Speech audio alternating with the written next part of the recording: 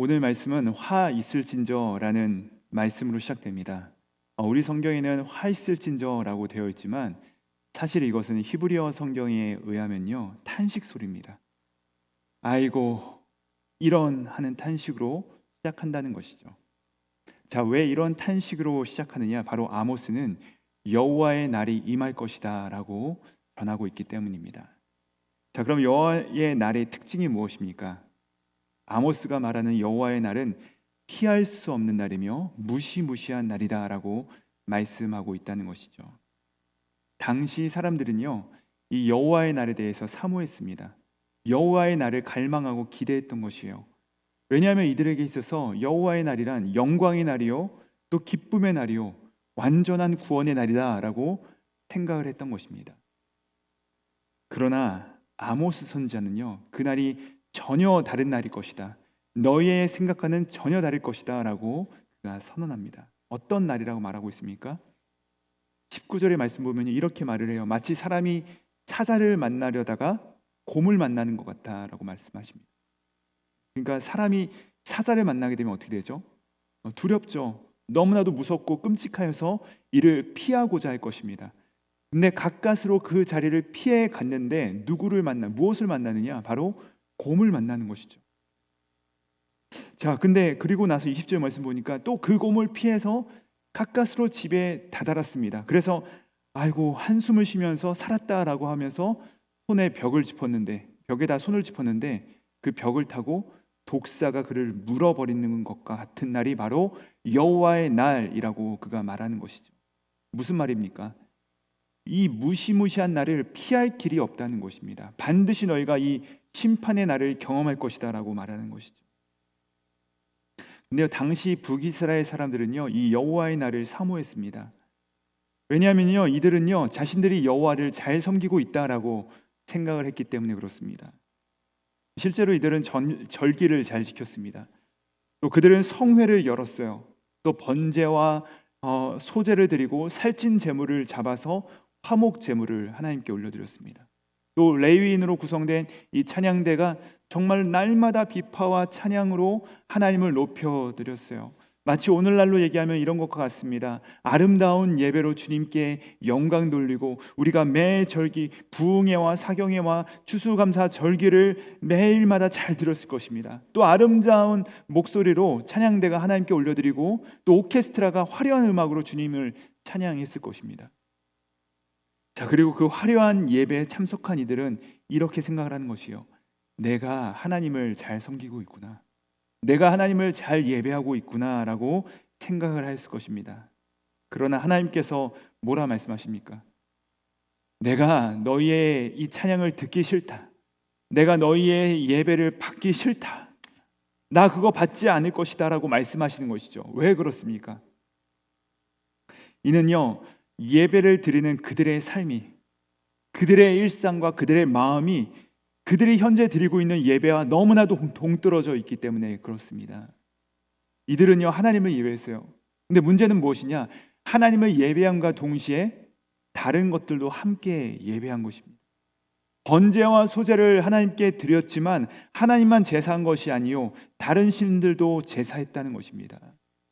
또 이들은요 이웃과의 화평을 위해서 화목제물로 잔치를 벌이는 이 제물을 하나님께 올렸지만 실제 정작 자신의 옆에 있는 이웃들은 돌보지 않은 것이죠. 가난한 자들을 학대하였습니다. 어려움에 빠진 자들을 돌아보지 않았고 빈궁에 빠진 자들에 대해서 구제하지 않았습니다. 그러니까 하나님께서 뭐라 말씀하세요? 당연히 이런 자들의 예배, 당연히 자신은 하나님을 너무나도 잘 섬기고 있다라고 하는 자들의 예배는 기뻐받지 않겠다라고 말씀하시는 것이죠. 그러면서 뭐라 말씀하십니까? 그런 예배를 드리지 말고 너의 일상의 삶 속에서 공의를, 또 정의를 물과 같이 마르지 않는 하수같이 강처럼 흐르게 하라, 이렇게 말씀하시는 것이죠. 진정 생명을 살리는 길은 여기에 있다는 것입니다. 사랑하는 여러분, 아모스가요 이 말을 할 때, 이 설교를 할 때 너무나도 특별한 것은 무엇이냐면요, 왜냐하면 아모스가 1장에서 시작을 할 때 무슨 말을 하냐면 이 아모스 시대에 가뭄이 있었다고 합니다. 가뭄. 그러니까 아모스 선지자의 이 설교를 듣는 사람들은요, 그 가뭄 시대 가운데 고통을 겪고 있었어요. 즉 가뭄 가운데 이 물의 중요성을 너무나도 잘 알고 있던 사람들이었다는 것입니다. 그리고 그 물이야말로 진정으로 생명을 살린다는 사실도 그들은 뼈저리게 알고 있었던 것이죠. 즉 아모스는 이 사실을 알고 있는 사람들에게 진정으로 생명을 살리고 우리를 소성케 하는 것은 형식적으로 드리는 예배, 그냥 겉으로 드러나는 삶, 겉으로 드려지는 것이 아니라, 번제와 소제가 아니라 우리의 일상의 삶 가운데서 가난한 자를 돌보고 너희가 판결을 굽게 하지 아니하고 하나님 보시기에 올바르게 행동하는 것이야말로 하나님을 기쁘시게 하는 것이며 생명을 살리는, 마치 정의와 공의가 물처럼 하수처럼 흘러 사람을 살리는 것이다 라고 말씀하고 있는 것이죠.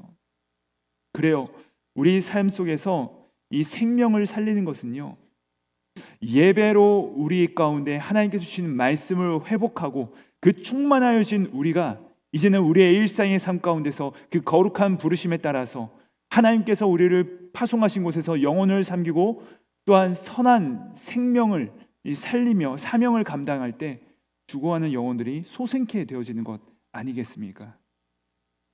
그리하여서 아모스서 5장 25절은 이렇게 말씀하십니다. 이스라엘 족속아, 너희가 40년 동안 광야에서 희생과 소제물을 내게 드렸느냐.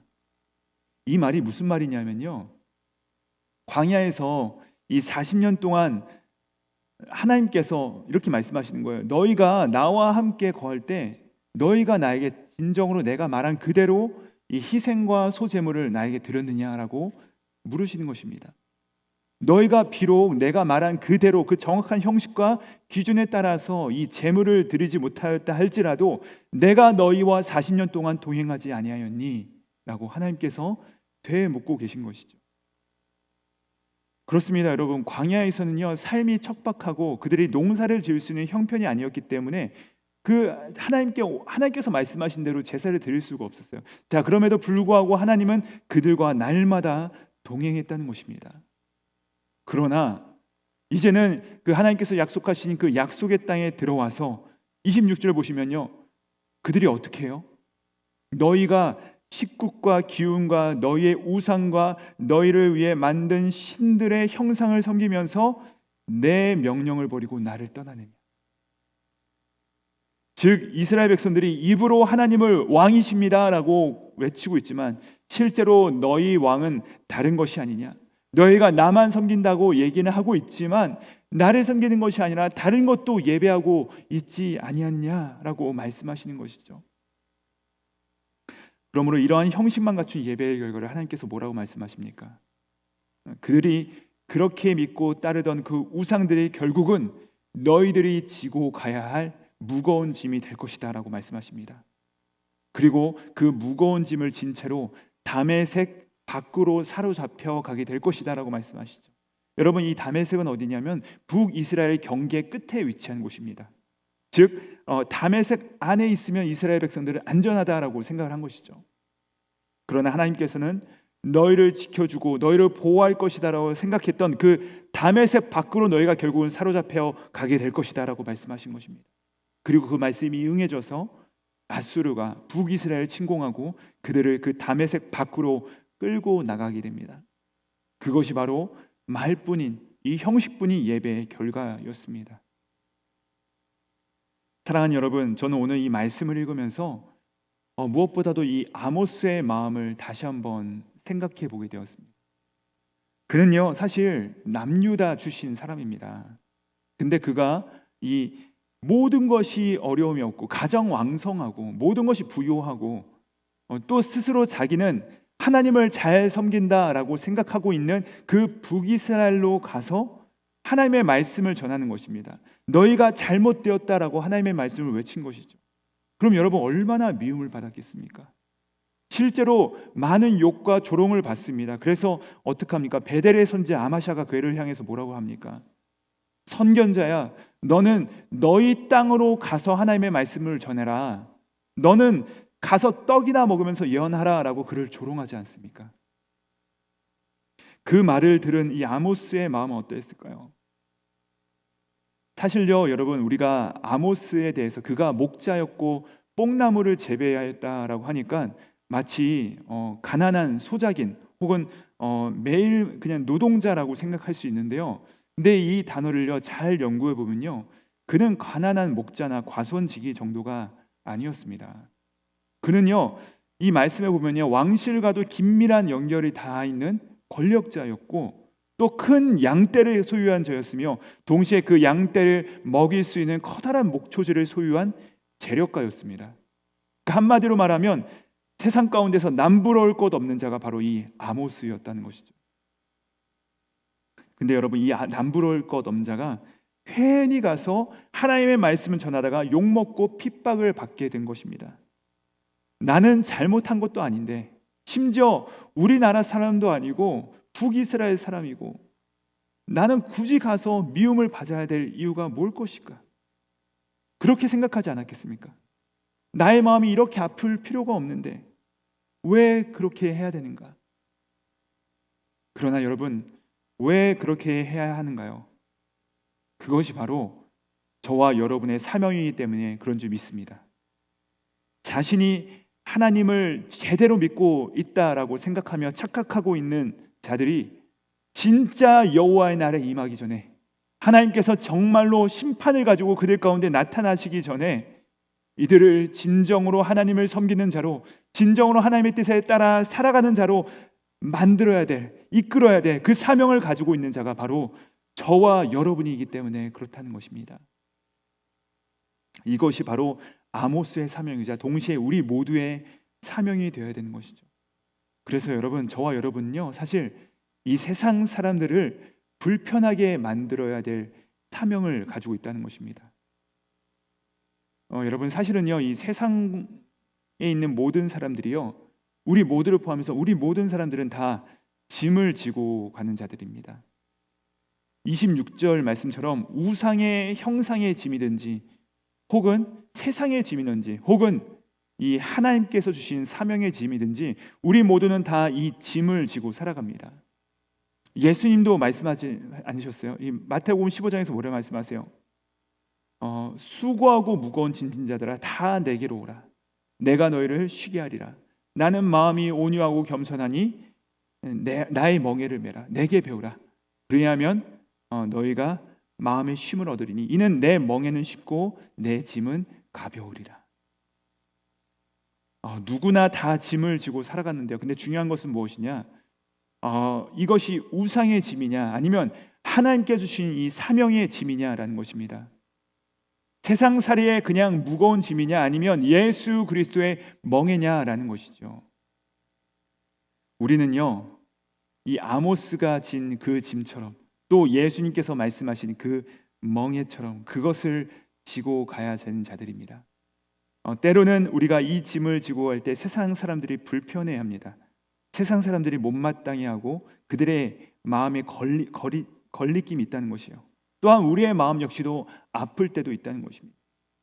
하지만 문제를 가지고 살아가는 자들이 정말 커다란 문제, 정말 심판인 그 하나님을 만나기 전에 이들로 하여금 이들이 사자를 피하다가 곰을 만나고 곰을 피하다가 독사를 만나기 전에 우리가 그들에게 나아가서 정말로 회개하고 돌이켜 하나님께서 원하시는 길이 있다는 것을 가르쳐주고 그들을 함께 이끌고 가야 될 사명이 바로 저와 여러분에게 주어졌다는 사실.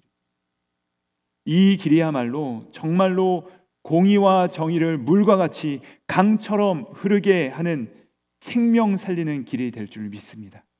바로 이 길 가운데 이 짐이 저와 여러분에게 주어진 것입니다. 그렇게 될 때 우리의 거짓된 찬양이 멈춰지게 될 것이고 우리의 거짓된 예배는 그쳐지게 될 것이고 또 거짓 평화와 또 이웃과의 이 불화를 멈추고 정말로 진짜 하나님을 바라보게 되고 진짜 이웃을 사랑하며 살리는 이 아모스의 사명이 우리 가운데 이루어지고 우리가 이 사명들을 아름답게 감당해야 될 줄 믿습니다. 바라기는 우리 모두가 이 짐 갖고 걸어가는 우리 모두가 되기를 바랍니다.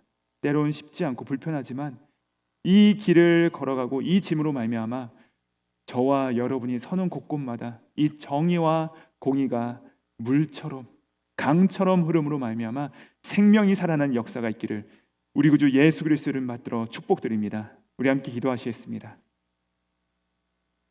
하나님 감사합니다. 우리 모두는 짐을 지고 가는 인생인데 이제는 세상의 무거운 짐을 벗어 던지게 하시고 예수 그리스도의 멍에를 지게 하시니 감사드립니다.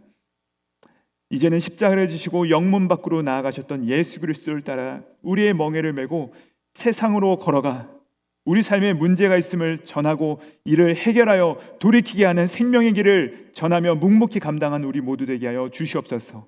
감사드리오며 십자가 위에서 공의와 정의를 완성하신 우리 구주 예수 그리스도를 받들어 기도드립니다. 아멘.